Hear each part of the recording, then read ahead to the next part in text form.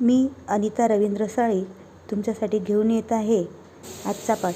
विद्यार्थी मित्रांनो, भारताचा एकूण विस्तार जो आहे तो 32.8 लाख चौरस किलोमीटर एवढा आहे आणि हा विस्तार जो आहे जगाचं एकूण क्षेत्रफळ जे आहे त्याच्या तुलनेत 7व्या नंबरवर येतो। जगात एकूण जेवढा भूभाग जमिनीने जेवढा व्यापलेला आहे त्याचं क्षेत्रफळ जर काढलं तर त्याच्या तुलनेत भारताचं एकूण भूमिभागाचं क्षेत्रफळ येतं 2.42 क्षेत्रफळ 2.42 लाख चौरस किलोमीटर एवढं क्षेत्रफळ जे भारताचं आहे। त्यात भारतापेक्षा एकूण 6 मोठे देश आहेत क्षेत्रफळाच्या दृष्टीने, म्हणून आपला 7वा नंबर लागतो। तर हे 6 मोठे देश कोणते कोणते येतात? Number 1 Russia. रशियाला भारताचा नैसर्गिक मित्र देखील मानतात आणि तो सगळ्यात मोठा क्षेत्रफळाच्या दृष्टीने मोठा देश मानला जातो। त्यानंतर नंबर 2 वर येतो कॅनडा, नंतर 3 वर येतो US, नंबर 4 वर येतो चीन। सध्या चीन बराच चर्चेत आहे आणि नंतर 5व्या नंबरला येतो ब्राझील आणि मग येतो ऑस्ट्रेलिया। असे हे 6 देश जे आहेत ते भारतापेक्षा मोठे पाहायला मिळतात।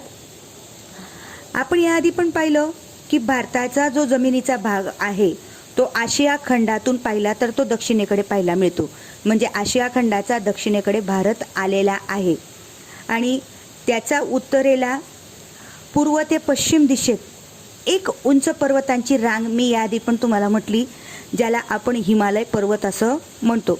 विद्यार्थी मित्रांनो, हिमालय पर्वतमाळा ही काही एकच सलग रांग नाही, तर याच्यात 3 पर्वतरांगा पाहायला मिळतात। एक बृहत हिमालय, दुसरं मध्य हिमालय आणि तिसरा शिवालिक पर्वतरांगा। या सगळ्यात बुटक्या पर्वतरांगा आहेत आणि असा या 3 पर्वत श्रेणींच्या मिळून एक हिमालय जो बनतो त्याच्या मार्फतच आपलं चीन जवळ दळणवळण किंवा व्यापार मार्ग अस्तित्वात आहेत। चीन सोबत आपल्याला जर व्यापार करायचा असेल तर आपल्याला पर्वतीय मार्ग किंवा दरी मार्ग अथवा घाटातून जाणं येणं करावं लागतं आणि ते शक्य सुद्धा आहे। काही पर्वतीय मार्ग असे आहेत की जिथून आपण चीनमध्ये जाऊ शकतो, नेपाळमध्ये जाऊ शकतो, तिबेटमध्ये जाऊ शकतो आणि त्यामुळे भारताच्या प्राचीन काळापासून हा व्यापारी मार्ग आपल्याला पाहायला मिळतो। दक्षिणेकडे जे द्वीपकल्पीय पठार आहे त्याच्या पूर्वेला आपल्याला बंगालचा उपसागर पाहायला मिळतो। पश्चिमेला अरबी समुद्र आणि दक्षिणेला हिंद महासागर आपल्याला पाहायला मिळतो। या समुद्राचा जलमार्ग म्हणून प्राचीन काळापासून उपयोग होत आहे। जमीन मार्ग आणि पर्वतीय मार्ग हे जरी अडचणीचे असले तरी देखील भारताने बाहेरून येणाऱ्या संस्कृतींचा नेहमीच स्वीकार केलेला आहे आणि या संस्कृती भारतात एकरूप झालेल्या आपल्याला पाहायला मिळतात। भारताचे पूर्व गोलार्धात महत्त्वाचे स्थान आहे आणि त्याचं व्यूहरचनेत सुद्धा विशेष महत्त्व आहे, ज्यामध्ये प्राचीन काळात परस्पर संबंध विकसित करण्यात समुद्राचं महत्त्वपूर्ण योगदान आहे। हिंद महासागराच्या डोक्यावर भारताचं केंद्रीय स्थान आलेलं आहे। पूर्व आफ्रिका, पश्चिम आशिया, दक्षिण आशिया आणि दक्षिण पूर्व आशियाच्या देशांसोबत समुद्रमार्गाने भारताचे संबंध प्राचीन काळापासून आहेत। परिणामी भारत या देशांसोबत गाढ सांस्कृतिक आणि व्यापारिक संबंध स्थापन करतो। भारताच्या या महत्त्वाच्या स्थानामुळे भारताला हिंद महासागरावरून हिंदुस्थान असे नाव देण्यात आलेले आहे। आंतरराष्ट्रीय स्तरावर भारताच्या समुद्रवर्तीय स्थानामुळे जलमार्गांचं महत्त्व अनन्यसाधारण राहिलेलं आहे। इसवी सन 1869 मध्ये सुवेझ कालवा सुरू झाल्याने भारत आणि युरोपमधलं साधारणतः 7000 किलोमीटर अंतर कमी झालं।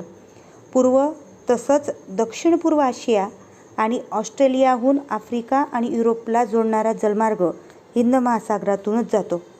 दक्षिण आफ्रिकाहून येणारा जलमार्ग तसंच सुवेझ भारताजवळून पसार होतो। याच मार्गाद्वारे मलाक्का सामुद्रधुनीतून पॅसिफिक महासागर ओलांडून कॅनडा तसंच USला आपण जाऊ शकतो।